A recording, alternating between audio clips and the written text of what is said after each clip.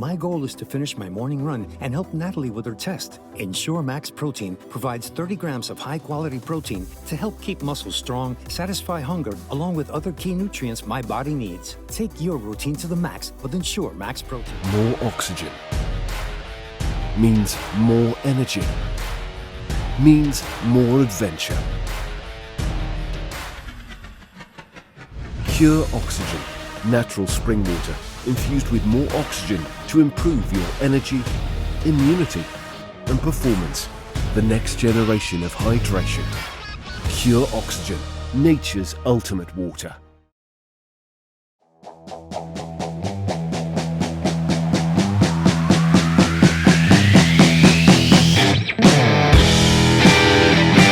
Welcome to the podcast. I'm Salt. And I'm George. And I'm Adande. He is Adande, yes. Adande is in the house for the podcast. I don't know which episode this is, but we're talking training today. And we got, you never win neither. Right. We need to call Darren Harris. yeah. We got a guy who has been on the podium. He has won the team competition. Almost there. Silver. You know. Silver twice? Silver twice, yeah. Okay. Yeah, both times that you competed. Yeah, individual, singles. yeah. Nice. But you're also a coach, Adande. Yes, also a coach. So that's what we're here to talk about training. Yeah. Are you talking about training specific for Adande or training for the general people? Well, let me tell you this. I got at least about 56,000 hours of training that I dedicated to people. Mm-hmm. Personal training, group training, training, you know, coaching on the side, whatever you could think about. How you tally that? Just rough figures. I would say that is even less than if you were to work an 8-hour job 5 days a week. Yeah. For 12 years, you can't even make that. Yeah. So you spend a lot of time training people. A lot of time. A lot of time. So maybe we could talk a bit about And what. very small percentage of that is myself. Right. Very small. How did you get into that first of all? It was a passion for it, and my history, my background. From school. I went to the law school, and I was partially on the track team. When I say partially, yeah, but I say partially because I want you to expand on this. Partially on the track team. You were a water boy. No. What happened was that year we were being coached by it was Matt Fingal. Yeah, it was Matt Fingal was our coach. Pretty good guy. Pretty awesome guy. Pretty rough, you know. He is with his methodologies, but pretty good guy. Yeah. I sustained an injury to my hip. Yeah. Yes, and I believe his. I don't really want to say how his training module was, right? But I was training I'm a short guy. Right. I'm a short guy. Yeah. Everyone knows how hurdles look, right? Yeah. So I was training. I was supposed to be in Division 3, and I was training Division 1 hurdles. So the hurdles are pretty much the same height as me. Yeah. You know what I mean? So that's how I sustained my injury. And I had therapy. Yeah, I know. How I fell. I fell in there, wrapped up in the hurdle. And my hip was all messed. My hip was messed, and I had treatment and rehab for at least a year. Well, still. Wow. Yeah. How old were you then? I was probably in my fourth year. 14, 15. Yes. So for then you was definitely not on the track team? No, I was at the stadium though. In the stadium, but not on the track team. Right. No. So you said that passed, that propelled you to where you are into coaching. How did that happen? Because you got injured, you weren't competing, so you rehab what? Right. So then it made me understand how important being functional is in performance. Okay. So I looked at performance and how people could perform through how functional you can be. Right. So that's how I got into actually being a personal trainer and going that direction versus trying to pursue where I left off. Which would be trying to see if I get back into track and yeah. Okay. So you train people for bar or mostly just yourself? I train people for bar. Yeah. So what is your typical process look like? Okay, you have something called where you say blocks. Right. Blocks of training, and that makes sense. If you have a date set, you have to work backwards from that date. Yeah. Right? Most people see a date and they try to work up as fast as possible to that date, and sometimes you fall short because that's not the way it should work. Right. Right. So you can be peaking on December. Exactly. December, There's certain fall. processes you have to go through. Certain blocks you got to put yourself through, put yourself in to build yourself to get to where you want to get to. So what you're saying is that I can't come and start on November 14th and get in shape for bar on December 3rd. No. Just checking. No. However, you can still optimally perform to the best that you can perform. Right. Yeah. All right. Even if that's last. Yeah. So all right. Let's say for your pop-ups. Right. You have pop-ups that start. You're starting in October. October, correct. In October. Mm-hmm. So that could be compared to these. There are these fads and these get fast fit for crop over. Right. That is sometimes can be compared to that. But what's better with the pop-ups is that with the pop-ups you have 3 elements that actually cater towards actually helping you to perform. Mm-hmm. So you have the environment, you have the support, and those 2 then give you number 3, which is helps you with your mindset on the day. These get fit, get fast routines, they don't have those 3 elements. It's just something they throw out there and say, hey, you got to do this for crop over, eat like that, train like this, and you look in your best shape for crop over. But there's no system in place short term to help you to get there. So you can get there short term, but you're going to be good when you get there. So you have, for the pop-ups, you have the environment, because George has the pop-ups, has the environment. Yeah. You have the support, you have trainers, you have his workshops that he does. Mm-hmm. And then you have the mental state that your mind has to be in. So along the way, you're building that mental state of mind to that day. So it's kind of like, these things kind of galvanize you towards it. Right. You know what I mean? I would add that you can get in shape, you can look in shape for crop over by going on a crash diet and losing a bunch of weight, but you can't really get fit in a crash way. No. Fitness takes time, especially cardiovascular fitness. Yeah. Mm-hmm. So speaking of fitness and yourself being, as getting personal with you as well, we're going to bounce a bit between Adande as a coach and Adande as an athlete, yeah? Right. So I can probably ask you athlete questions because it won't be good at you. Right. George can ask you coach questions because he won't be good at you. Right. So you talk a bit now about you coaching other people, mindset. One of the things that a lot of guys always say is that Adande don't quit. Adande is a machine. And you said you was doing hurdles. I think the hurdles may soft though. So where did the mindset come from? Did you always have that mindset though? And on that endurance, that cardio. People always talk about your cardio. Yeah, I think it's something that each of us may have, that you just have to know how to really tap into, but you have to put the work in. Mm-hmm. So it is there, but it's not. It's not. No, you gotta put the work in. You have to mentally put that work in, right? Going back to school, there were 2 guys that gave me a nickname at school, and every time I say it, people always relate it to something sexual. My name was Stamina Daddy. Right. So they say, wait, you didn't Stamina Daddy? But it was not because of that. It was at one time at school where we were in the pavilion and my finger was giving us a kind of like a motivational speech. Yeah. And I was talking. I wasn't really listening. Yeah. So he made me run a 400 and thought that would shut me up. Right. Yeah. I came back and I started talking again. This man did not let me know. Another 400. Yeah. And that went on for the entire hour. He just didn't care. He was like 400. You just coming back, and I just coming back talking like normal, and that's how they gave it the name. He didn't know better. He should have known better. I would have met you around 4K. 400? Go around 4K, come back. No, I just ran it. Right. Just ran it. But then he was giving his speech, so he wasn't timing, and I was running with time. Yeah. But that helped me understand, because when I was running that, it comes back down now to where the science really is.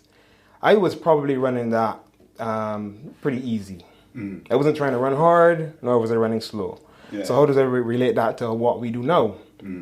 There are certain zones you would exercise in. There are certain zones you would run in. Right?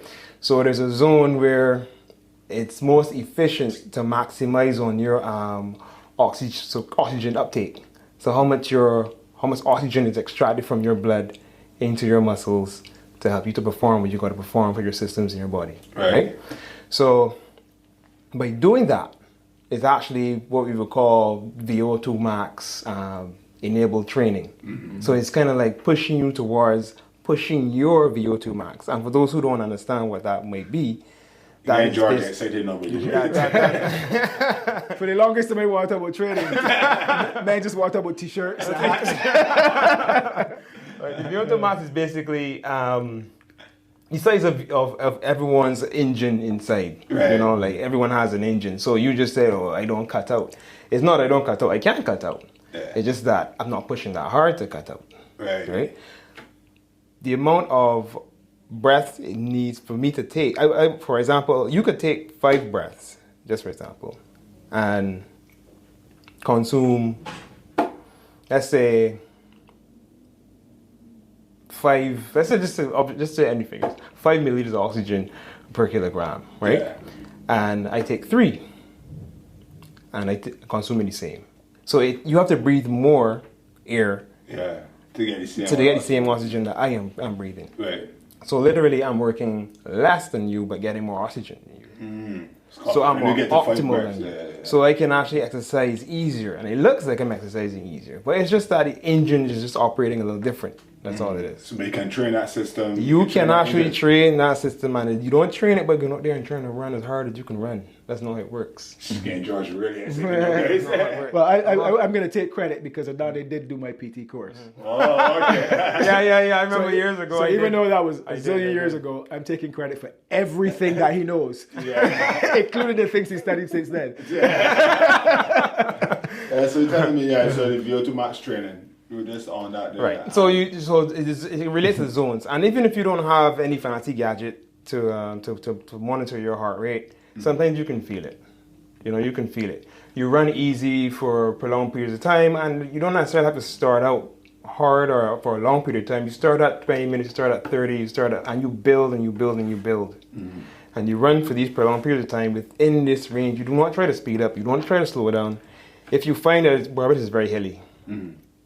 It's contrary to popular belief. Right, it's very hilly. So people like to go over hills hard because they want to maintain their pace. No, you maintain your effort, not your pace. So you go over, you maintain that for the amount of time, and that helps you to build your VO2 max. Okay. The legs does not know pace. The legs know effort, and the legs know time. They don't know pace. Right. So, I find that that's one of the things that most new athletes, when I say new, people who've gotten some fitness and who are really getting into running, the only thing they want to think about is pace. Time, Right. yeah. Pace, and time. Oh, did I do this? How fast did I do this 5K? Correct. And every day is not the same. You know, they say a man never stands in the same river twice. You can go out today and you had a good night's sleep, you're well hydrated, you've been eating well over the last week or so, and you can go out and you're going to run whatever pace you run for 5K, and it's going to feel way easier than if you go out a day after a poor night's sleep, haven't been eating, you're dehydrated. It's going to feel completely different. But the funny fact of the matter is that if you're looking to train harder, that second one is actually making you train harder because you have to put in much more effort. Right. So even though your pace might be slower, because of the conditions in your body at the time, your effort is much harder, and that's going to lead to a training effect. Barbarians, y'all getting this? No, y'all getting this for sure. No, everybody, you know, I run slow. And the reason we're talking about running because the obstacle course racing is the base is running. It's a lot of running. It's a lot of running. Get away from it. The shorter distances are like mini sprints in between, and the longer ones are like I'm going to say sprints, but it's the longer ones. The longer ones. That's right. You got to cover turf. You got to cover some distance with the longer ones. Yeah. So how does training look for one versus the next? What do you mean? Because I know both are on the same weekend, right? But this He's talking about the 3K and the 2K. Okay. Because George is this year looking to introduce in the training as well. Probably some more specific training. Depending on what events you are doing. What does one look like versus the next? Training for 3K versus training for the team event, which is over 10K. You can actually do both because there are 3 systems which operate one after the other. So the 3K event, where we say it's like mini sprints in between. You get it, you gotta go. Obstacle, going again. Obstacle, going again. So that's the first system. first and second system. The longer events, you have a system that mostly relies on just purely like oxygen, right? So it's the oxidative process in which where the fuel comes from, right? So now you're fueling from oxygen, and your VO2 max is what will really, really help with this one. And okay. Yes, So that's right. Getting that uptake. endurance. Yeah, you need that oxygen uptake to fuel you to carry you for the longer distances. Oh, okay. So you can train for both. Let's say you are doing training for running, and you're doing a 4 kilometer easy pace, nice and slow. When you get back, you do something called strides. I think I would have mentioned that to you a time back. You do something called strides. Yeah, right. So these are like small bouts of sprints, not really maxed out, just to keep that system primed and moving, right?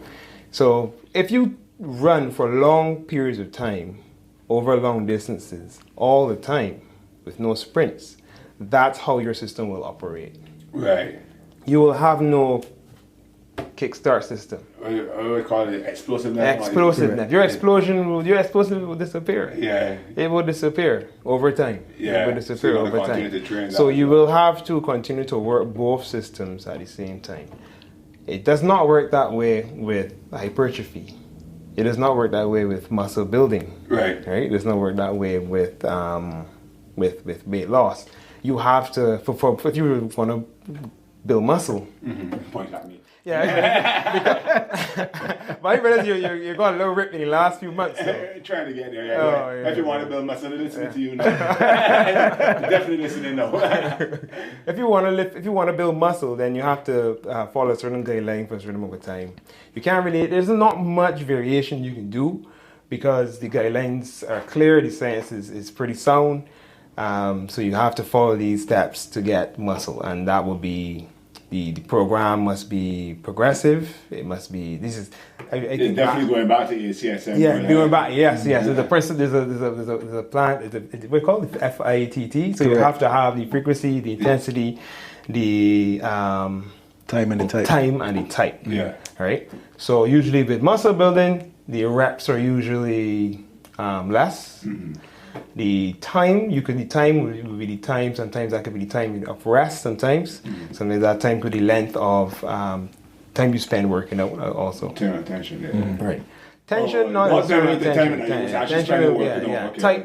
Tension can come under type. Right. Tension can come under type. If you're going to do some kind of eccentric training, working on the going down phase, the lengthening phase of the exercise, right? That will come under type.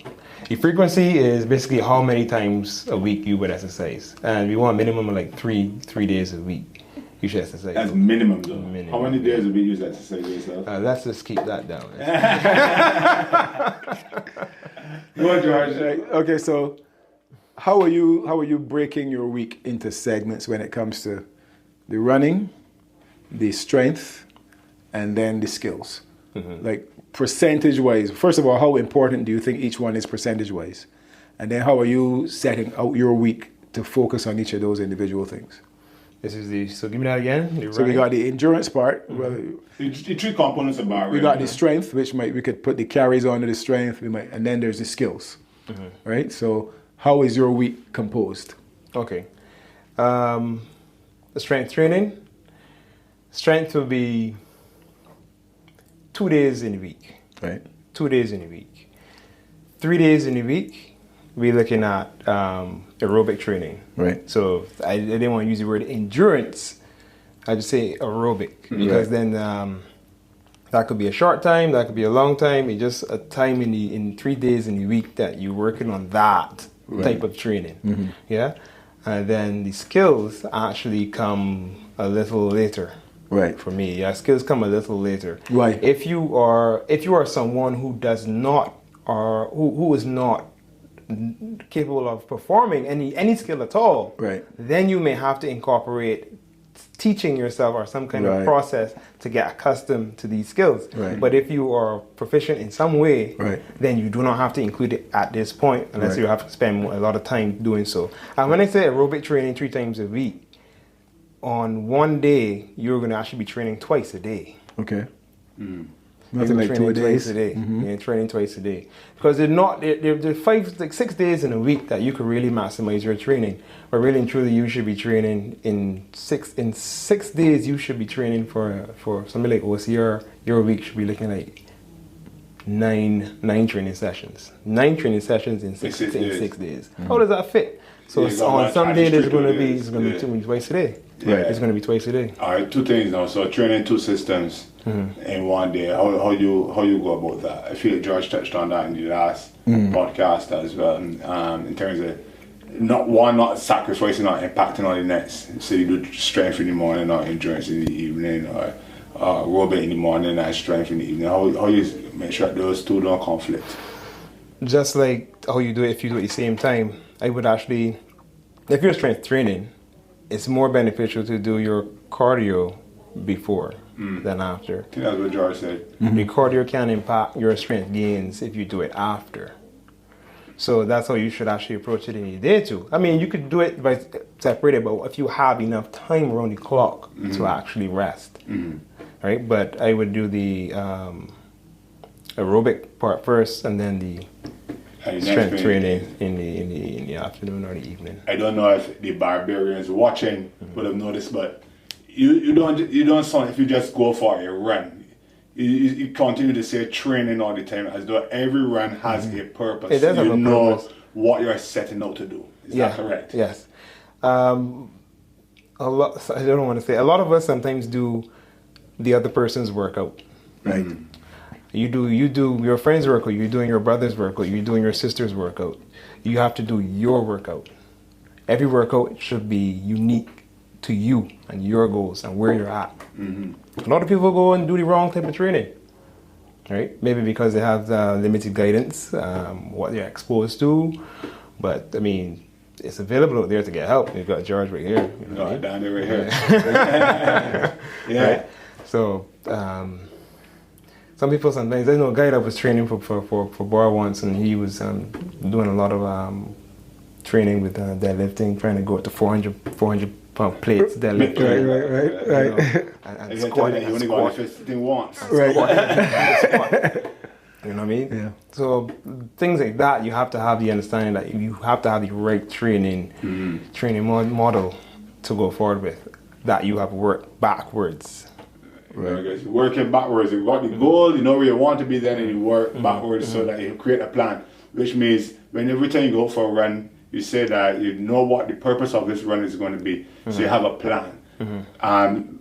How do people get these plans? Where do you get the plan? Where do you create the plan? How do you know what plan is going to work for you? But in terms of if we want to get my 5K, down. If they want to get their plan, then they're going to seek out somebody like me or somebody like George. So I know where I get my plans from. I create my own. I create my own from my own studies that I would have done. Right? So that's how I got my plans.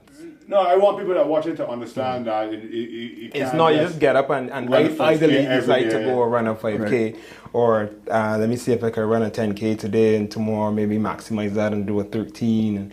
No, there's a process to it. There's a process. And I think that a lot of people, because even myself guilty of it, as Jess said, I'm going to run 5K every day. I'm going to set a goal for 100K this month or something like that. But I haven't gotten away personally from looking at the times as much and running to how I feel. Good. But I still think that something with a bit more structure would work for me or anybody that is looking to compete in bar, because bar is not necessarily about how fast you can run a 5K. Right? You got to understand that being able to run a 5K, anybody can run a 5K. But you could probably get beat by somebody that is a fairly solid 1500 meter runner because of the fact that they understand speed endurance. So like those are things that you gotta learn. Right. So having those things so a lot of the things the programs are created are, I would say, objective, and we forget about what's subjective. So how does this affect you? How do you feel about it? How do you communicate with this program? Is it right for you? Where you're at? So you have to remember the subjectives when you're looking at an exercise routine that is catering for obstacle course racing. I want to check that camera and make sure that it ain't shut down. So you know they start to overheat. It should be alright. It's still alright. And it's still got good battery. I can just I can do it here though. Open the battery case they recommend that you do that. It helps with cooling the battery. And why does it overheat? Probably just not to go shoot for half hour. Yeah. It's A lot of them do that. This one actually overheats less than most of them, but it's just, it's just working, right? It's a flaw. It's a flaw in it. It seems to be the case with all DSLRs. Them is really cameras, like They're actually correct. They actually watch your cell phone on YouTube for a long time. It's not TV. It's starting to get really hot. Yeah. All right. Mark?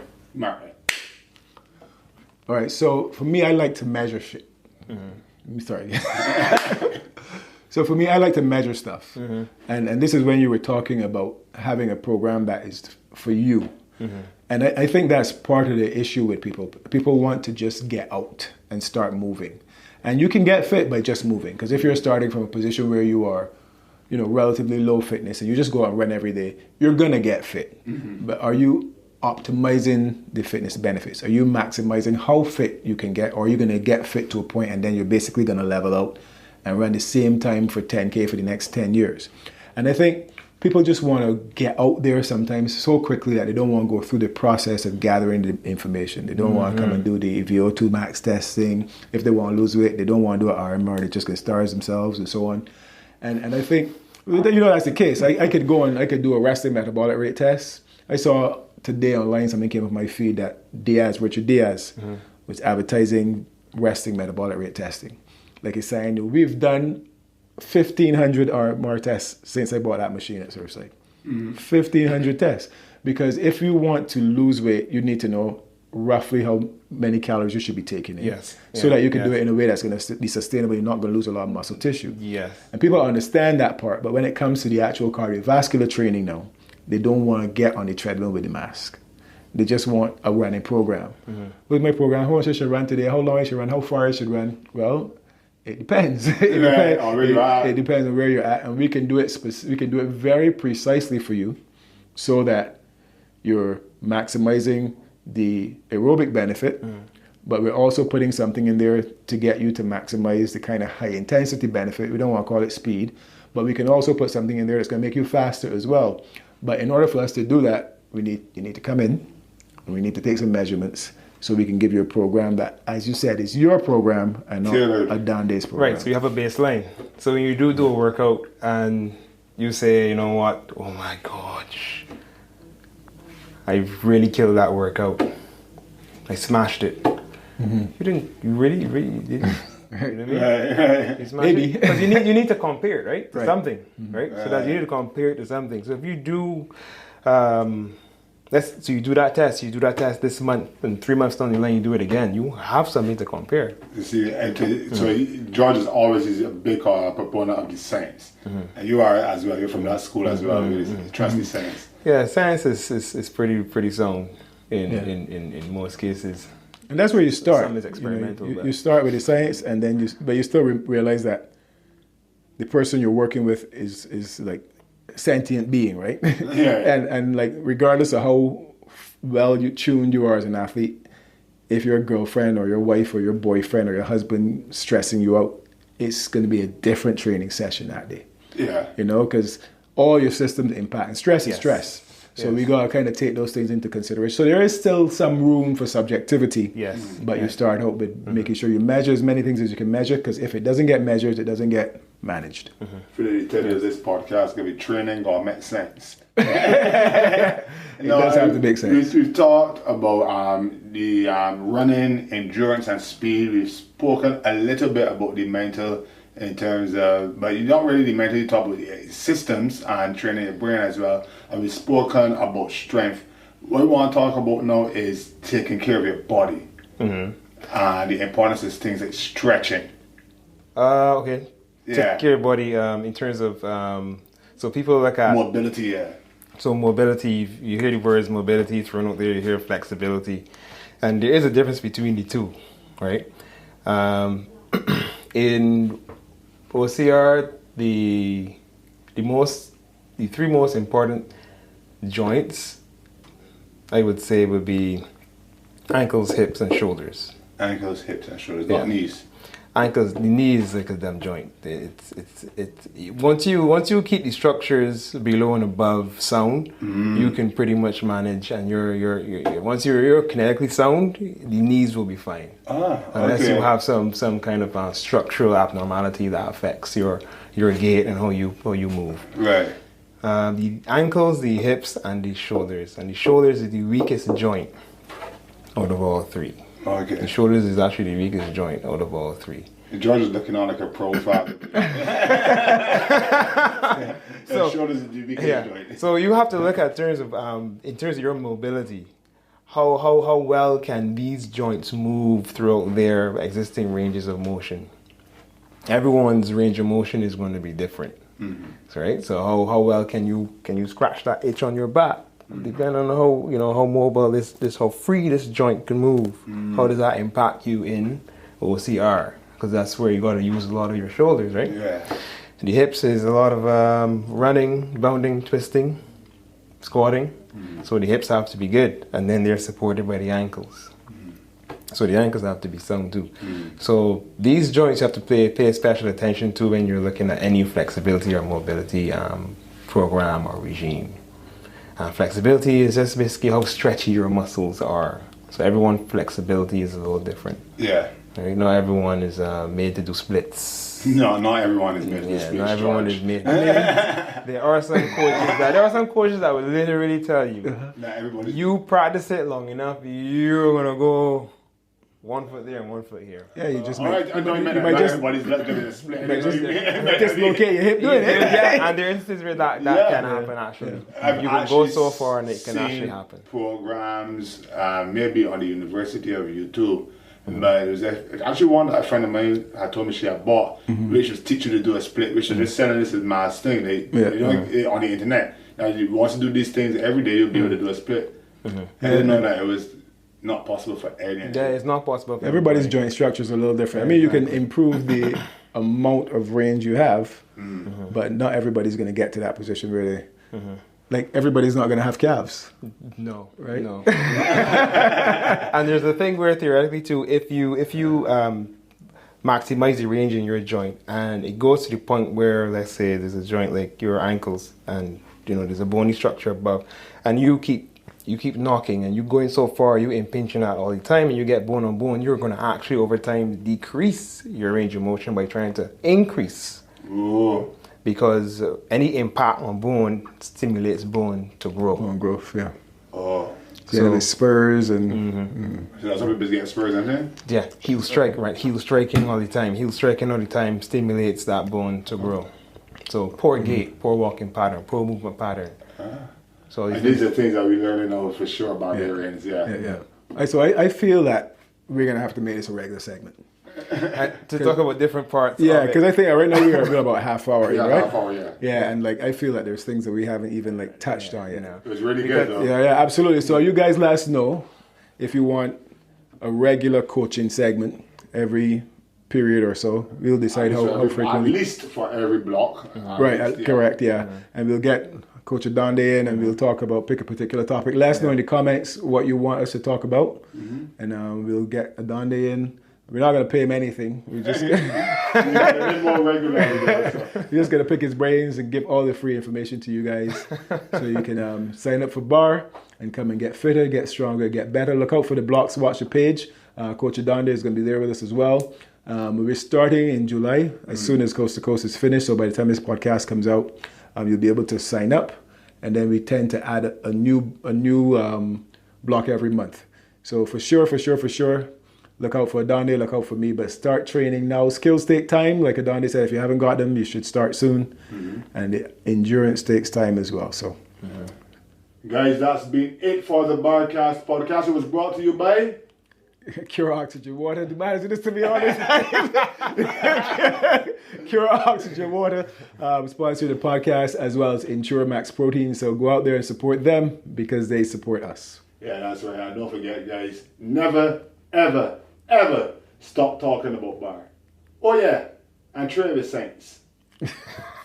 My goal is to walk Rocco on the beach instead of the sidewalk.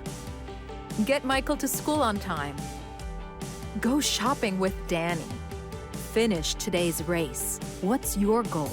Ensure Max Protein helps me achieve my goals. It provides 30 grams of high-quality protein to help keep muscles strong and the nutrients my body needs. Ensure Max Protein users reported feeling more energy in just 2 weeks. Take your routine to the max with Ensure Max Protein. More oxygen means more energy, means more adventure. Pure Oxygen, natural spring water infused with more oxygen to improve your energy, immunity and performance. The next generation of hydration. Pure Oxygen, nature's ultimate water.